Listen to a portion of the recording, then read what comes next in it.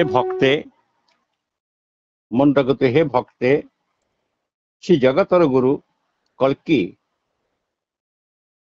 आपणकर जो काठ जोड़ी विरूपा नदी जो कूद अच्छी से धरित्री रे विजय करिवे बुद्ध पूर्णिमा दिन। तेणु मोर भक्त मान को अनुरोध एबे से गुरु पादरे बा कल्कि को पादरे तुम्हें समस्ते निवेदन कर पिंड प्राण को अर्पण कर दियो।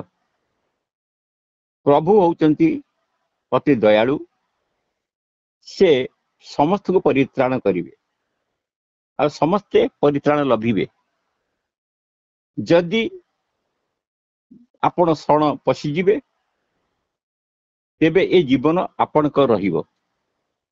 यह हूँ सत्य।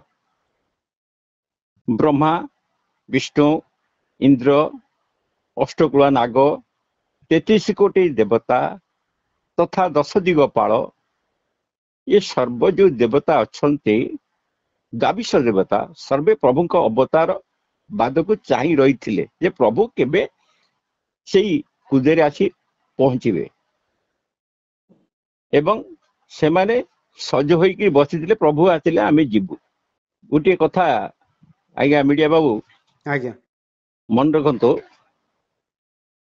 महाप्रभु स्वयं जे इंद्र से भी आसी सेठी पहुंचीबे से दिन मन रखिथांतु आज्ञा मर्त्य विजय करिवे। अनादि ब्रह्म स्वरूप पाप विनाशिबे कल्कि। तेणु ए 2024 मसीहा विरूपा स्थित कुदेरे कल्कि अवतरण करी घोर कली से नाश हेब एवं सत्य प्रकाशिबा आरंभ हेब। असत्य अन्याय ये धरापृष्ठ लिभिजिव सत्य धर्म रहिब एवं भक्त मानकर जो लीला अच्छी आपण भी जदि मीडिया भाई ताकू भी नयन देखी पाइबे। कहीं ना आपण देखो राजनीति क्षेत्र हो धर्म क्षेत्र हो परिवार क्षेत्र हो भाई भौणी क्षेत्र हो बाप पुअर क्षेत्र हो सबु क्षेत्र रे भार आउ संभाली पारु नहीं किए धरणी आज्ञा सी अस्थिर होइछला आकुल रे सब बेले कांदुथला डाकुथला कहला हे प्रभु आस आस आस आस मते रक्षा करो मते रक्षा करो रक्षा करो। धरती अपार पाप हेउछे तेणु धरणी देहरु पाप को मल को धोइबा पाई सेई प्रभु जगन्नाथ जनार्दन आसुछंती। सेई बुद्ध पूर्णिमा ठारू 2023 तारिख पड़ुछि खंड प्रलय आरंभ हम। आज्ञा तेणु आपण टिके पुराण को जानतु। गोरु गर्भरु मनुष्य जन्म होइतिले मानव संतान संभूत होइछि। कुकुरी गर्भरु छाग जन्म होउछि ए कली जुगे। बिराड़ी स्तनरु मूषिक क्षीर पान करुछि।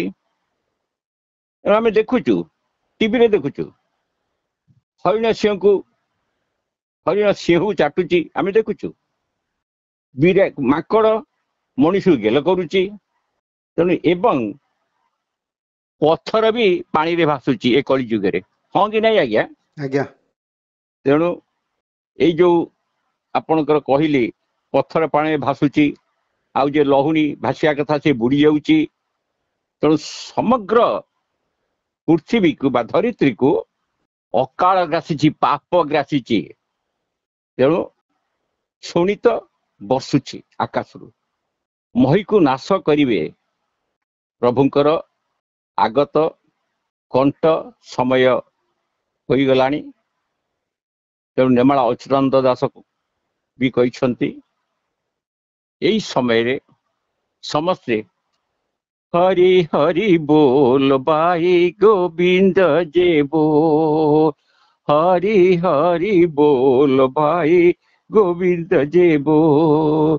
जय गोविंद राधे गोविंद जय गोविंद राधे गोविंद श्री राधे मुकुंद हरि हरि बोल बोल हम देखो बार हरि हरि बोल हरि हरि बोल ये हरि बोल ही हरि हरि बोल पाप ताप तार शरण सरज पदे एथि बड़ी भाव न मिलिबा ଆଉ ନ ମିଳିବେ ହରି କେବେ ହରି ନାମ ଅଟେ ଅତେ ବଳିୟାନ ତାସ ନିର୍ଝ ଲାଭ କର ସଦଗୁରୁ ପାଦେ ଆଶ୍ରୟ ତୁ ନେଲେ କହିବେ ଭେଦ ବିଚାର ମୁଁ ଆକୁ କହୁନି ମୁଁ ଆପଣଙ୍କୁ କହୁଛି ଏସବୁ ହଉଛି ଆପଣଙ୍କର ଭବିଷ୍ୟତ ମାଳିକାରେ ଲେଖା ଅଛି ବହୁ ଆଗରୁ ଅଚ୍ୟୁତ ଲେଖିଥିଲେ ବୁଝିଲେ ଆଜ୍ଞା ଆଜ୍ଞା ତେଣୁ ଆପଣଙ୍କର ମନେ ରଖିଥାନ୍ତୁ ଏଇ ଯୋଉ 112 ହାତ ଲମ୍ବ ପ୍ରମାଣ କୋଠ ଦଳ ସେ ନିରା ନାୟକ ହେବ ସେ ବ୍ରହ୍ମଜ୍ଞାନୀ ଥିବେ କୋଠ ଦଳ ପଦ୍ମ ଦଳ ଅନ୍ତ ଦଳ କେତେ ଦଳ ଅଛନ୍ତି କିନ୍ତୁ ପଦ୍ମ ଦଳର ସଦାର କାଶୀଦାସ ହୋଇଥିବେ ଏଇ ସମୟରେ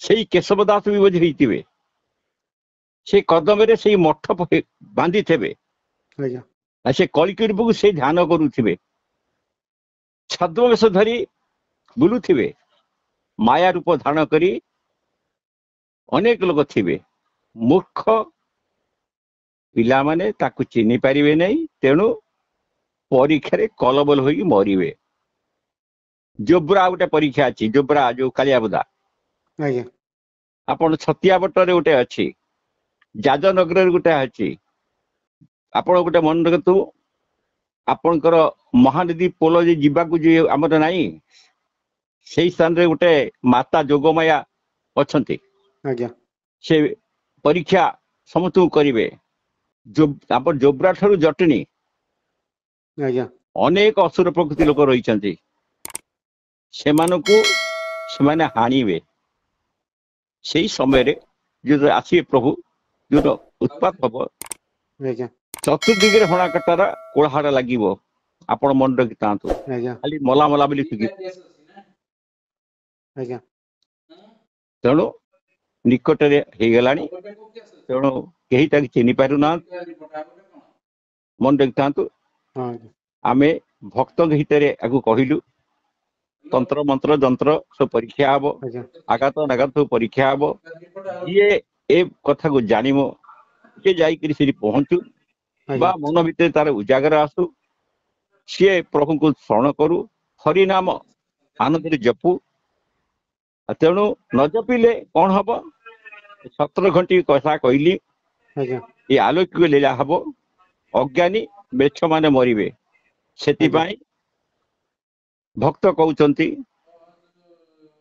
ହେ ପ୍ରଭୁ ନ ନାକ କୃଷ୍ଣଂ ନ ପରମାଷ୍ଟ୍ୟଂ ନ ସର୍ବସୌକ୍ଷ ରସାଧିପା ନ ଯୋଗଂ ସିଦ୍ଧିରଂ ପୁନର୍ଭବ ନ ସମଜସ୍ୟତା ବିରହସ୍ୟ କାକ୍ଷେ ତା ଅର୍ଥ ହଉଛି ବୁଝିପାରୁଛନ୍ତି ଆଜ୍ଞା ସଂସ୍କୃତ ଶ୍ଲୋକ କହିଲେ ଯୋ ନାକ ପୃଷ୍ଠଂ ନ ପରମେକ୍ଷା न सर्वभौम रसाधिपत्यम न योग सिद्धत पुनर्गर्भ न समजस्यता विरहस्य कांक्षे ता अर्थ कौन जानते ଆଜ୍ଞା सर्व सद्गुण युक्त आपण को छाड़ी मु स्वर्ग सबुठारु उच्च लोकर निवास चाहू ना कि ब्रह्मपद चाहू ना कि सारा पृथ्वी रे राजत्व चाहू ना और पाताल लोकर अधिपत्य चाहू ना कि जोग सिद्धि चाहू ना ये श्लोकटा अर्थटा बुझाऊँ बुझे आज्ञा ଆଜ୍ଞା तेणु ये श्लोकर अर्थ है आउ गोटे श्लोक ता प्रभु लिखिं बाध्यं द्वयो दिव्य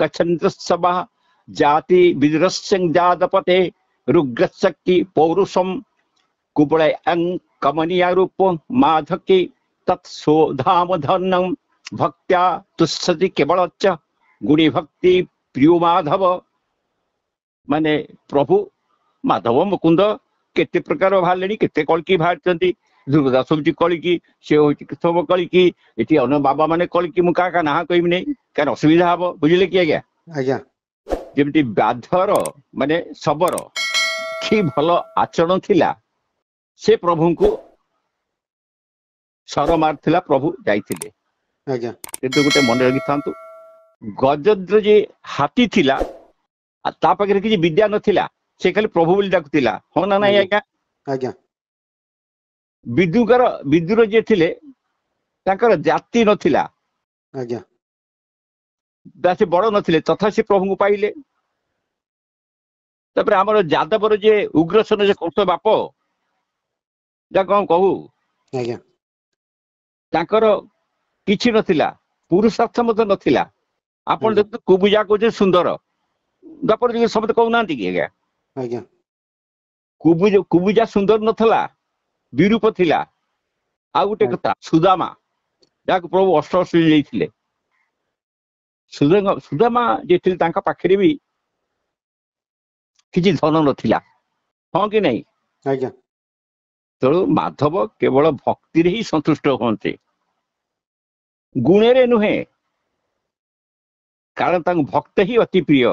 ଭକ୍ତ ତାଙ୍କର, ସେ ଭକ୍ତଙ୍କର ଅଟନ୍ତି ବୋଲ ଆମଦେ କବାର ହରି ହରି ବୋଲ। ହରି ହରି ମୁଁ ଏତିକି କହିଲି ଏଇ ଦୋଦ ପୂର୍ଣ୍ଣିମା ପାଇଁ।